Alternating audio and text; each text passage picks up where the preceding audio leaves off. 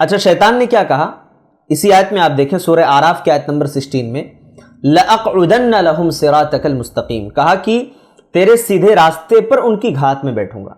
شیطان ہر طریقے سے گمراہ کرتا ہے، کبھی برائی میں ملوث کرتا ہے، برائی کو مزین کر دیتا ہے ہمارے اور آپ کے سامنے، اور کبھی ایسا کرتا ہے کہ شیطان جو اچھائی ہوتی ہے نا اسی اچھائی کے راستے میں حائل ہو کر کے گمراہ کرتا ہے۔ آپ کو پتا ہے، یہ مثال میں آپ کو دے دیتا ہوں، اچھی طریقے سے سمجھ لیجئے آپ کیسے شیطان ہماری اچھائیوں میں آ کر کے ہماری نیکیوں کو سیکنڈوں میں، ایک پل میں ضائع اور برباد کر کے چھوڑ دیتا ہے۔ اس کی ایک مثال میں آپ کو دیتا ہوں۔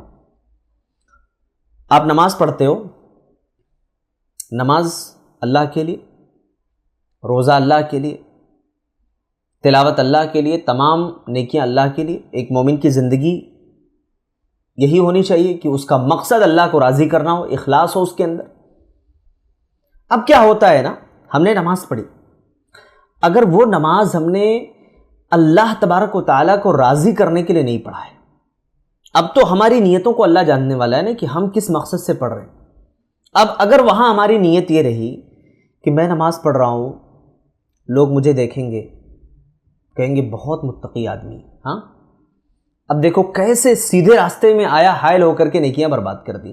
ایک تو یہ ابتدائی بات ہے نا، ابتدائی بات ہے کہ شیطان آیا، دل کے اندر وسوسے ڈالے، خیالات بدل گئے، ارادہ بدل گیا کہ وہ عبادت جو اللہ کے لیے ہونی چاہیے تھی وہ غیر اللہ کے لیے ہو گئی، خلاص آپ کی عبادت کسی فائدے کی نہیں رہی۔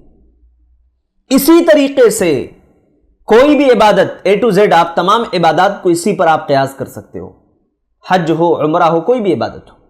بہت سارے لوگ حج کرنے بھی جاتے ہیں نا، حج کرنے کے بعد واپس آتے ہیں، ہمارے یہاں ایک ماحول ہوتا ہے، تمام رشتہ داروں میں سب کو پتہ ہوتا ہے کہ بھائی فلاں صاحب حج کے لیے جا رہے ہیں۔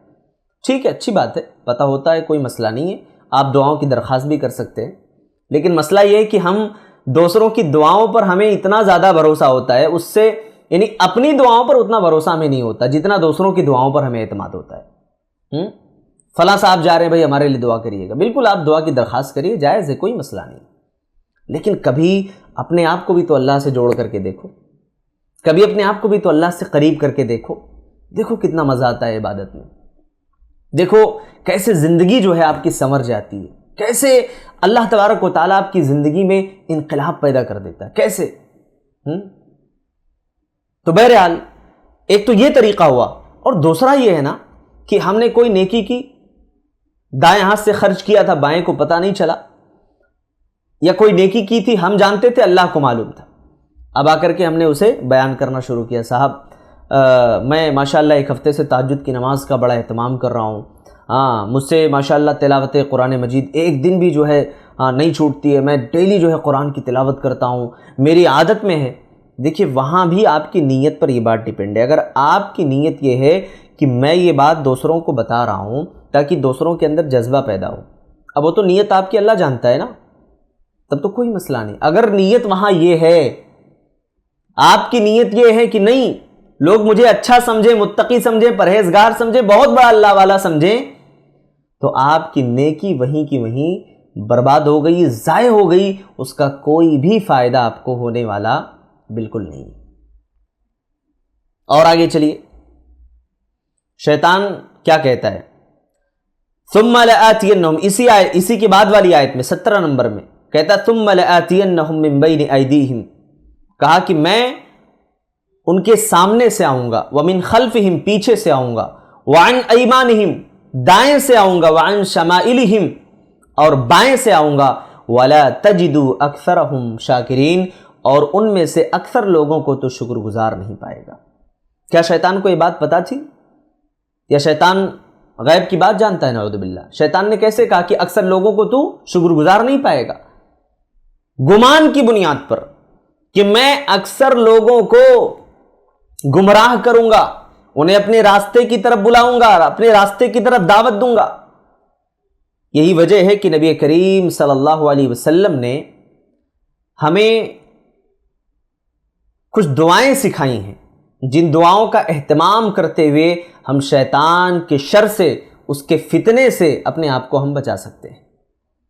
نبی کریم صلی اللہ علیہ وسلم یہ دعا بھی پڑھا کرتے تھے، جو کہ ابو داؤد کے اندر یہ حدیث ہے۔ اللہ کے نبی صلی اللہ علیہ وسلم نے ارشاد فرمایا، اللہم انی اسألک العفو والعافیہ فی الدنیا والآخرہ، اے اللہ میں دنیا میں اور آخرت میں تجھ سے معافی اور عافیت کا سوال کرتا ہوں۔ اللہم انی اسألک العفو والعافیہ فی دینی و دنیایا و اہلی و مالی، اے اللہ میں تجھ سے معافی اور عافیت کا سوال کرتا ہوں۔